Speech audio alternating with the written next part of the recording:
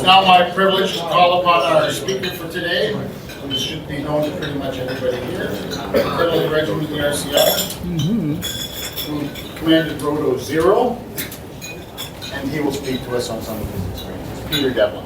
Great, thank you.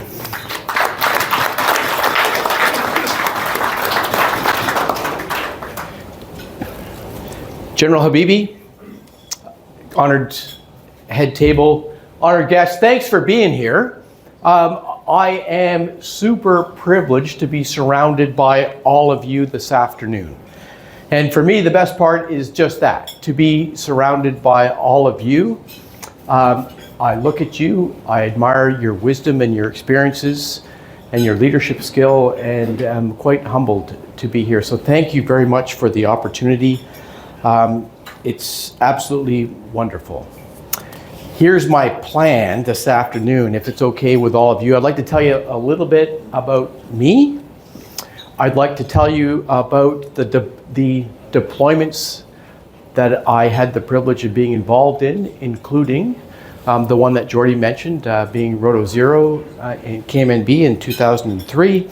And I'd like to also share with you how military service shaped my transition from the military to where I work right now, which is Fanshawe College in London, Ontario, and then I'd be welcoming of any comments or any questions you might have. So the first thing I have to say, having ridden down from London on the train this morning with a couple of you that are here, as well as sharing a drink and sharing some time and some conversation with you before coming into this lovely dining room, is how all of you beautifully are connected to people and have this utmost respect for people and their uniqueness and their qualities, their service, and I think it comes from being military or military connected. And I just am always struck by how being touched by the military in some particular way allows you to develop an appreciation for the uniqueness of every single person and their families, I might add. You have all a magical way with people, and you care, and your care is so genuine. So let me begin with me. I joined the military, the Canadian Armed Forces, in 1978. I became an officer in the Royal Canadian Regiment, and my military career essentially saw 3 phases. The first phase was that Cold War phase, where we had the East versus the West, or NATO against the Warsaw Pact. Do you remember that? Yeah. We won. Phase 2 would have been what I call peacekeeping and stability operations. It changed from the 2 sides to multiple sides, multiple players, an increasing level of complexity. And phase 3 would have been combat and insurgency operations, where for me the battlefield became the battle space. There was greater historical and cultural impacts, advances in technology, and so much more. And the deployments that I did, and I did 6, kind of mirrored those 3 phases. And so if you'll allow me, I'll just touch on, super briefly, on those 6 deployments, but I'll emphasize the one at which was KMNB in Afghanistan. So my first was a peacekeeping mission in Cyprus. Bill and I were talking about it. It was Snow Goose 42. Your buddy was on Snow Goose 2. It's right. Right. And so it was in Cyprus. There was a green line that separated 2 sides. In my particular case, for those that might remember, Larry Bowen was the commanding officer of 1st Battalion, the Royal Canadian Regiment, and Chief Warrant Officer Northrop was the RSM. Next up was the first of 3 deployments into the Balkans. My first one was in 1992, the others were in 1997 and 1998. So in 1992, I deployed on Op Harmony into the Balkans. It was Roto 0. I had the good fortune of commanding November Company, 3rd Battalion, the Royal Canadian Regiment. We were attached to 1st Battalion, Le Royal 22e Regiment, and it was commanded by Michel Jones, and his RSM was Chief Warrant Officer Dussault. And in my particular case, I was teamed up with Sergeant Major Clark, and my 2IC was Roy Radford, for those that might know Roy Radford. So it was a UN deployment. It was Roto 0. There were some unknowns.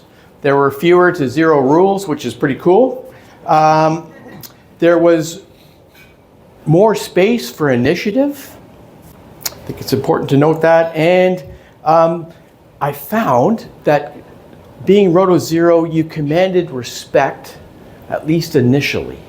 And so there was just this real level of respect for the UN as we deployed firstly into Croatia and then into through Serbia and into what was Bosnia.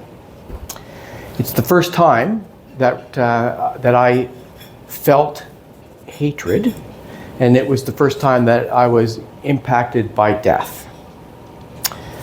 My second Balkans tour was in 1997. I-4, so the implementation force was in the midst of changing from I-4 to S-4, stabilization force. It was based on a NATO HQ, which was Landsent based out of Heidelberg. And I deployed to Sarajevo as part of what was the S-4 Roto 0. The mission to change to a peace enforcement operation. And my lesson there was the strength of a framework HQ.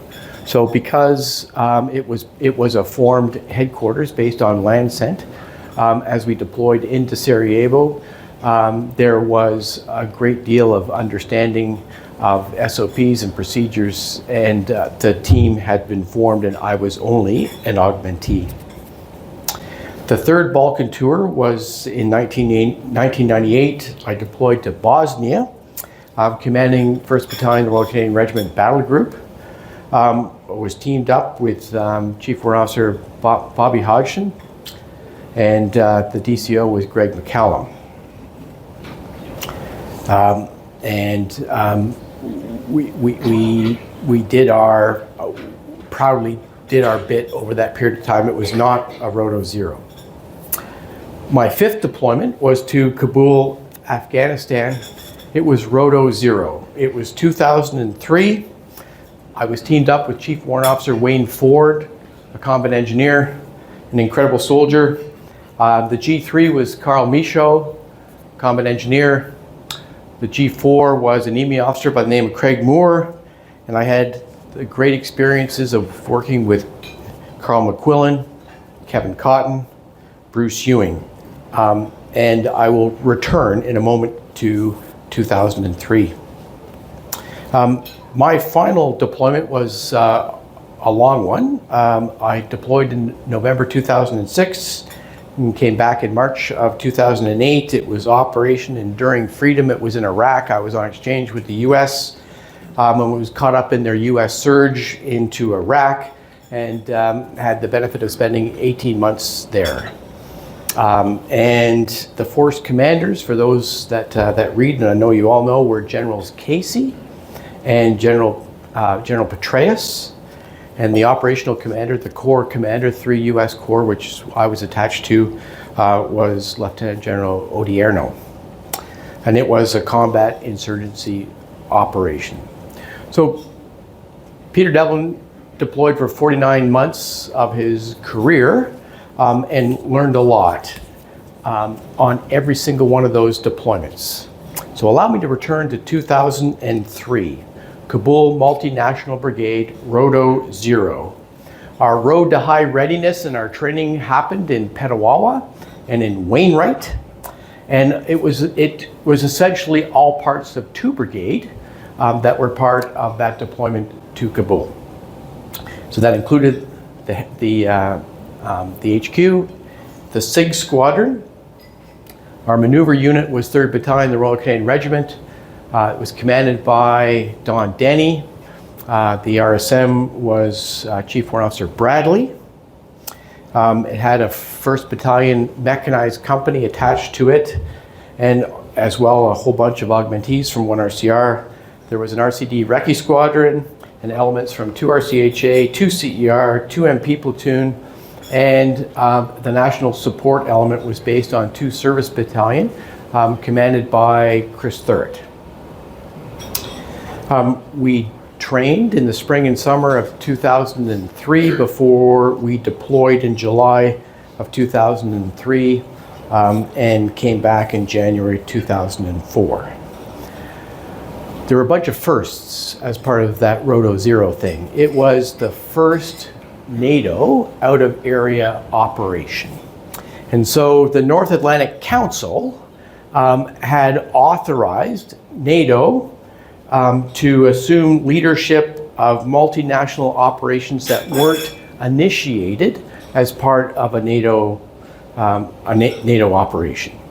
The NAC also allowed specialized NATO equipment and know-how and capabilities to deploy to support multinational operations that they supported, like the operations in Kabul. So it was important that we had the strength of NATO, the planning capability, the sustainment capability, the SOPs, and the strength of all the nations that were involved in NATO to support a deployment as complex as what was happening in Kabul and got only more complex. ISAF, as you all know, was established by a UN resolution, and the mandate was to assist the Afghan Transitional Authority in developing the Afghan security forces and to strengthen them. The structure of ISAF had 3 elements. There was the headquarters, there was the Kabul Multinational Brigade, and there was the Kabul International Airport Task Force. Of course, it was KMNB that was the tactical headquarters and the maneuver unit and had the responsibility for planning and the conduct of patrolling and civil military cooperation operations in that period of time. You all know it perhaps as Operation Athena, which was the mission name that came from Canada. And Op Athena had 2 phases. Phase 1 was that bit that we all did, the peace support stuff in Kabul, and the second part was the combat operation centered in Kandahar province. I took command of KMNB on the 17th of July, 2003. I remember it well. That mission became a NATO mission on the 11th of August. That's the same day that Andy Leslie became the deputy commander of ISAF. And the mission was providing a safe, secure environment while the loyal Jirga developed and ratified a constitution for Afghanistan that was successfully signed off on the 4th of January 2004. Rick Hillier took command of ISAF on the 9th of February 2004. So KMNB over that period of time established presence, patrolled, provided site security, liaised, coordinated, and worked with Afghan authorities like General Habibi. But we didn't work with him, and I didn't have the good fortune of meeting him until the Kandahar timeframe. And we worked with both the police and the Afghan National Army. There were a bunch of other firsts that happened in Afghanistan for Canada and as part of that Roto Zero. Some of those firsts were air defense radars being leased. And yes, you should be. Right. And so we leased air defense radars for some of our sites, like at Camp Warehouse. And it alerted us to the area of which an indirect fire would have been launched from. There was actually no attack capability. The attack capability all happened over the radio, where we sent folks to go check out that area. Other firsts were UAVs. So anyone remember the Spurwer? Right.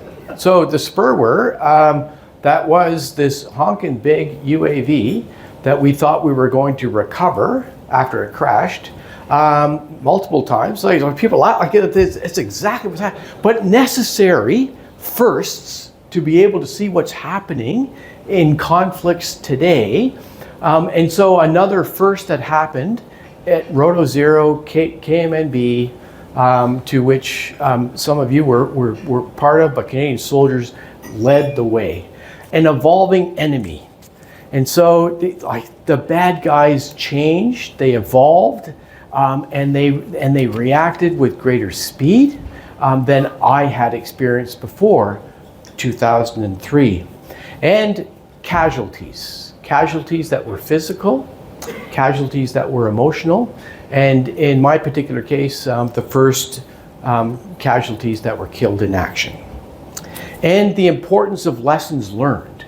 And so we tried hard to bring lessons from that was happening on the ground into the next roto that was in the midst of their training, so that they deployed with the understanding that was happening on the ground. And I think that Afghanistan became the focus, well, I believe it really did strongly become the focus of the Army, and indeed the entire Canadian Armed Forces over that decade period of time. It also, I think, tightened the strength of the Canadian Armed Forces over that period of time. And lastly, I saw the impact of Afghanistan on a nation and how fast that nation forgets. The 6 months that I was there went by super fast. I first have memories of Afghanistan, sights, sounds, smells, the people, and the beauty of the country. I have memories of a mission, a multinational team made up of a host of different NATO countries that committed their soldiers to Afghanistan and to NATO. A group that was mission focused, that I think had great initiative and a significant amount of flexibility. And lastly, I remember selfless service. Like on October the 2nd, 2003, when Sergeant Robert Short and Corporal Robbie Barenfinger were killed in action with a roadside bomb. And January the 27th, when Corporal Jamie Murphy was killed in action with a suicide bomber. And for me, I have tracked with great interest Afghanistan since I headed there in 2003 and left in 2004. I think, like you, I left part of my heart in Afghanistan, like I did in the other 5 countries, and parts of countries that I deployed in. And so, in 2013, Peter Devlin transitioned from the military to Fanshawe College. It's a community college in London, Ontario. We have about 40,000 students, 30,000 full-time, 10,000 part-time. It's kind of like an army. We have several bases. We call them campuses. And our vision statement is unlocking potential, and our mission, and we have all those, just like the Army, is providing pathways to success. We're organized into battalions and regiments. We happen to call them faculties. And we deliver over 200 programs. Great student supports. We have a field house, we have mess halls, and we have barracks. We just happen to call them a gym, a cafeteria, and residences. Proudly, Fanshawe is military connected. And we define military connected in a very loose way. So if you are a current serving, regular or reserve force member of the Canadian Armed Forces and are studying at Fanshawe, you're part of our military connected community. If you're a veteran, you're part. If you're a D&D civilian, you're part of our community. If you're immediate family, of a serving or a reserve member, you're part of our military-connected community. If you are an allied foreign veteran, you're part of being a military-connected student at Fanshawe College. There are 600 self-identified military-connected students at Fanshawe College today. And yep, it's I'm immensely proud of that. And we provide specialized supports, wraparound supports, whether it be academic stuff, whether it be student support stuff, so that they will excel and graduate with success. If they have to go off on a deployment or training or whatever, A-OK, and the faculty and the professors understand that. I'll give you 3 examples of stuff that we did. The first one, one's an MOU with 4Div, one is connection with Helmets to Hard Hats, and the third one is a MOU with 31 Brigade. So I'll begin with the MOU with 4Div, because right from the start, there was a belief that we needed to have what we called at the time the Canadian Civil Military Leadership Pilot Initiative. It's evolved now and should be called the Canadian Military Leadership Program. And it's a program that has folks that are joining the military of whatever rank they are to go to Fanshawe College, undertake their program, because not only do we give you a credential from your program, but all your extracurricular activity is tracked in what we call a co-curricular record. And so you graduate with your credential and your co-curricular record indicating all your leadership activities and volunteer work that makes a contribution to your military career and your military service when you are not doing your thing at school. And if you choose to wear your uniform when you're going to school, that's even better too. And so it's a program that really didn't have much uptake. It hasn't, but it is a model that has such potential for university and college campuses across the country. And it started at Fanshawe. We were the first college to partner with Helmets to Hard Hats.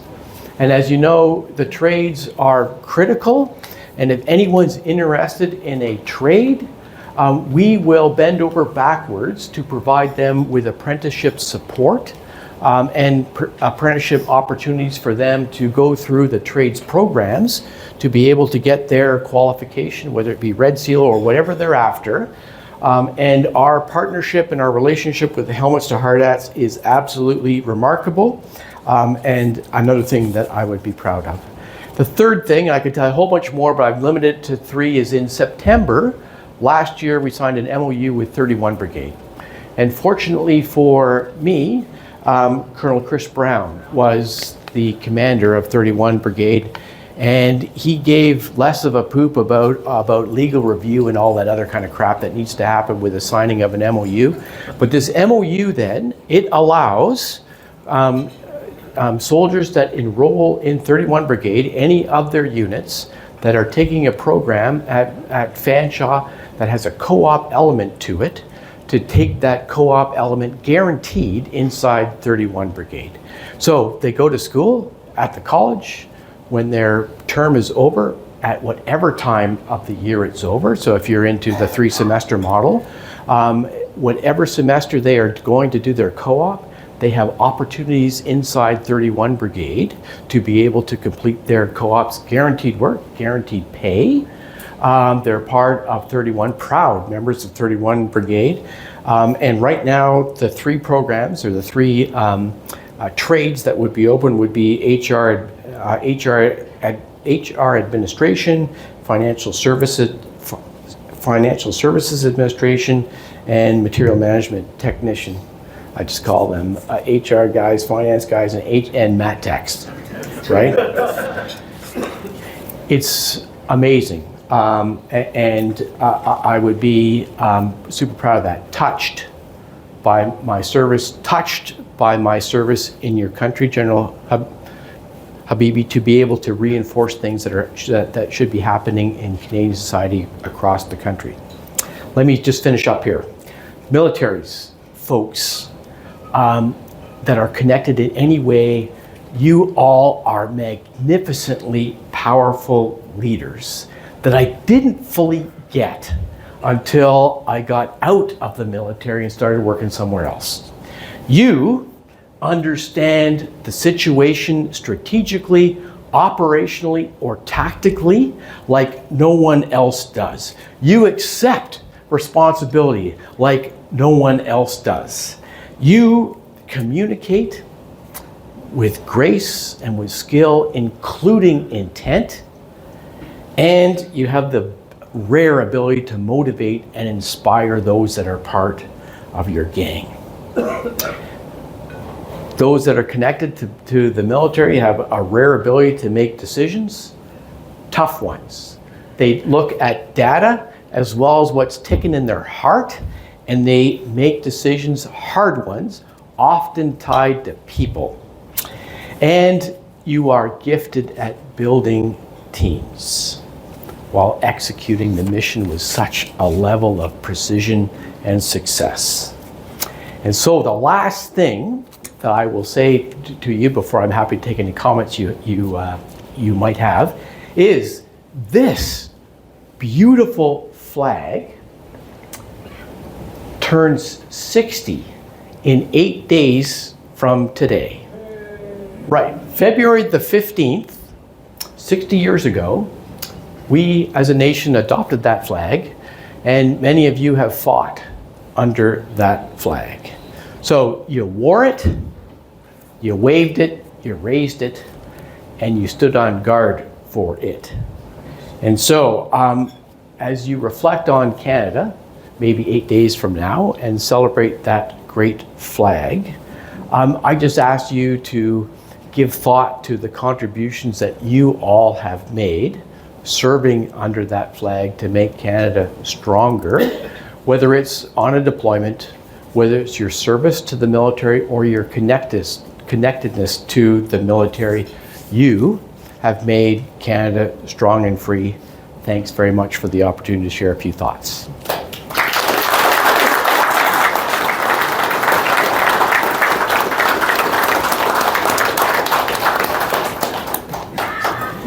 I would be happy to take any comments or questions. Doug. Sir. Peter. You, sir. Sir. You spoke eloquently of the strength of a multinational operation. I had the honor of doing so with you.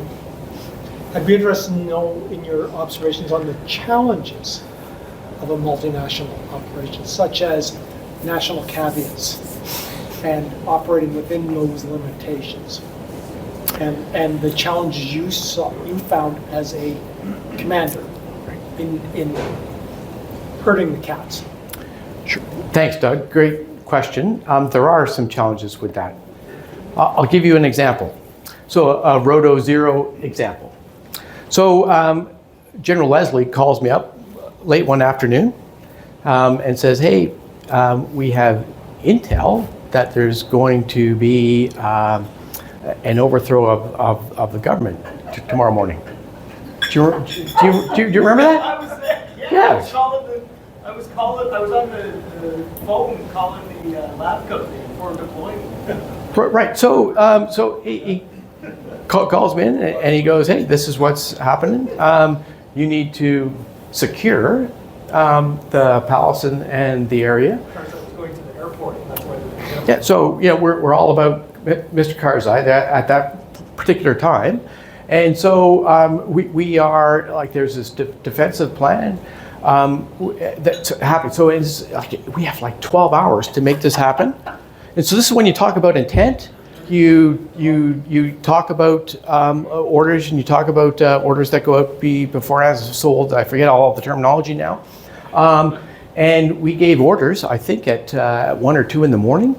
But the plan had to, how you did defensive things, who could use mines, who couldn't use mines, was all factors. What their rules of engagement were all factors. And so the tasks that were dished out to those 30 plus nations that were part of KMNB were all dependent on national caveats. And while they were the most committed soldiers going, they were also super respectful of their caveats. So in our particular case, it was, the whole thing was centered on 3rd Battalion and supports that came from the multinational folks that were all part of it. But it is a great example, and you had to be alert to it. You had to study it in advance so that you knew what the national caveats were and what you could and could not do to different forces that were involved. It really truly was a challenging environment, knowing who could do what to, and sometimes I found it lengthened the planning time, because everybody, especially in Boston too, is everybody would have to go back to their NIC, the National Intelligence Center, to go back to their national thing to say, this is what they want me to do, am I allowed to do that? And get the political sign-off that, yep, you can do that, or, sorry, that's not what we do, Right. you can't do that. For sure. The Balkans is a wonderful example from a Canadian point of view of use of lethal force. Like, you had to put yourself in a position to be threatened before you could use lethal force, as opposed to being proactive. Embarrassing, but that's the way it was. Thank you, Doug. Sir, thank you very much for your leadership on the military connected campuses and MOU with 31 brigades. Argyle's here today, RHLI.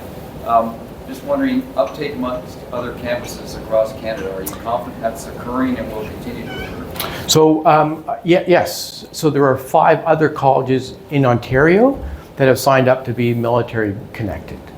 I can list them if you want, if I don't know whether I'll get them all. But so Lambton and Sarnia, Humber and Toronto, in Belleville, Loyalist, great place. Algonquin's thinking about it. Georgian College, Georgian's involved. So yeah, it's spreading, and there is interest in it. And are you leading that, sir? Are you acting as a liaison between these different campuses? I would talk to anybody about it. I'm on the board of Colleges and Institutes Canada and Polytechnics Canada. When the last conference we had, there was a session on being a military connected campus. Of course, it could be a lot more. If you wanted to take the full meal deal and be a civilian military leadership program, if you wanted to have that, it's kind of like the ROTP thing, Civi-U thing. But of course, because I've moved on from just being, so I didn't know about colleges a decade or so ago. Colleges are fabulous spots where great rich learning happens. So I now am focused on that as a program for Canadians, regardless of rank and regardless of their post-secondary institution. It brings uniforms onto campus. I would tell you, I was telling Bill earlier that Remembrance Day ceremonies at Fanshawe College now, hundreds show up, and the uniformed programs. So if you're a paramedic or a nurse or a respiratory tech, if you are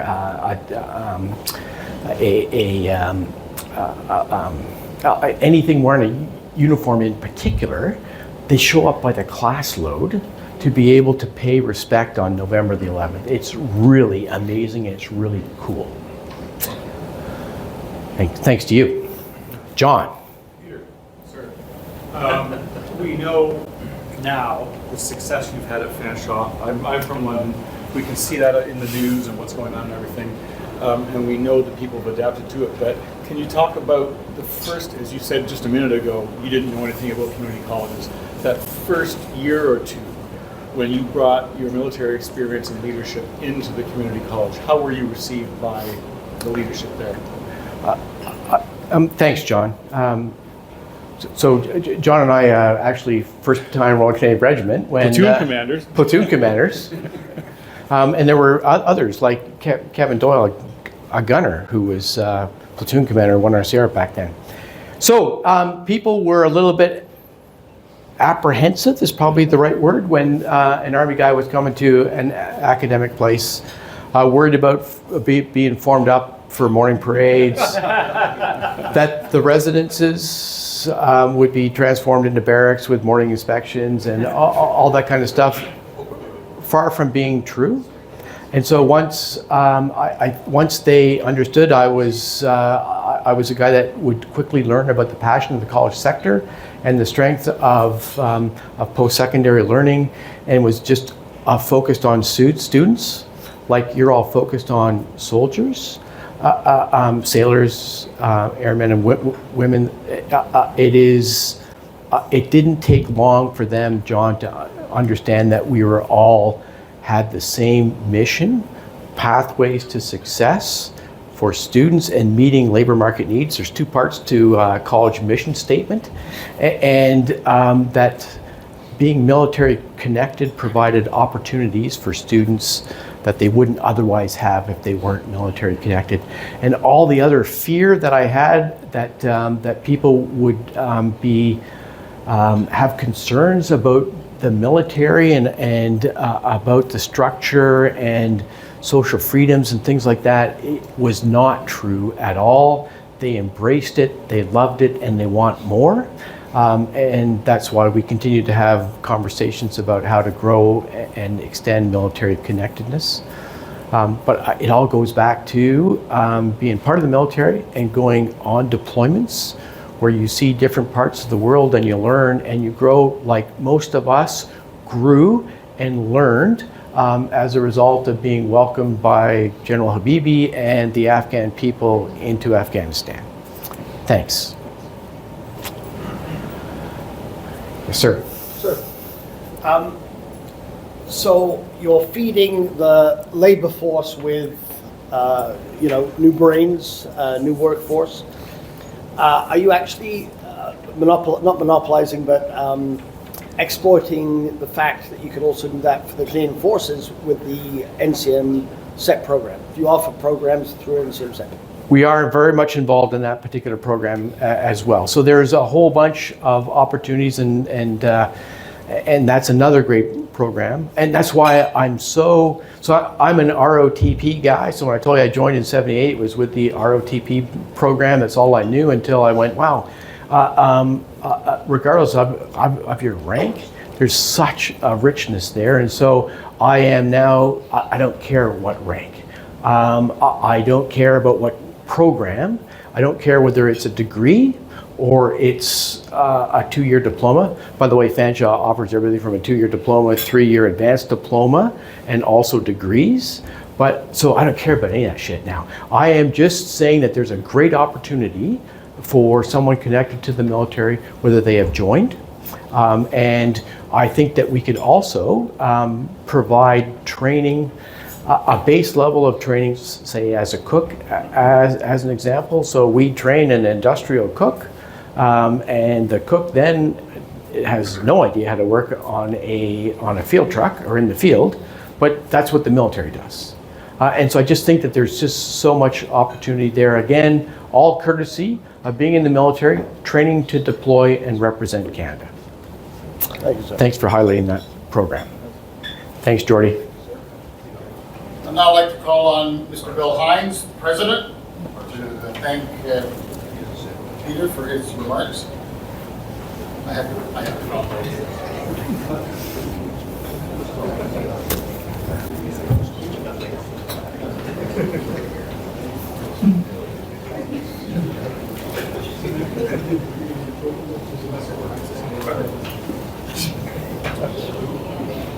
Well, folks, it's more than a privilege to be able to pay tribute to General Devlin, Peter, and to his many years of service with the Canadian Armed Forces, his overseas deployments, his commitment to Canada, which echoes your commitment as well in the Afghan theater.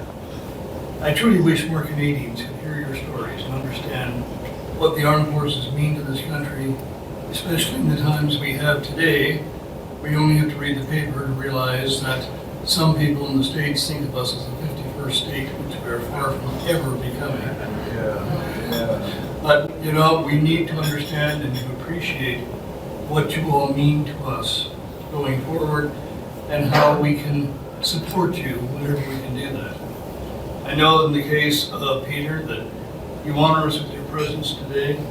It was a privilege to learn more about your background and to understand even more than we already have the commitment that your colleagues on the Afghan theater bring to the table, their years of service and dedication to this country.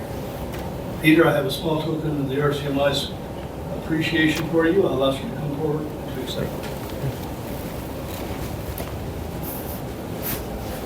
This is a medallion, Wow. limited edition. Yeah, Jordy, get it here. And here we are. Peter, thanks again for everything you're doing for this country and for your colleagues as well. Thank you, Bill. Thank you. Great. Okay. You get it?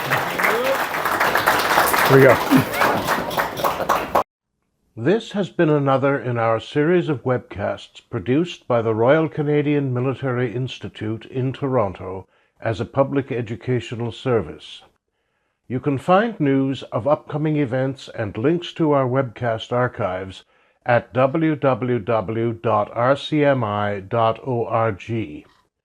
On behalf of the RCMI, this is Eric Morse saying goodbye for now and thank you for joining us.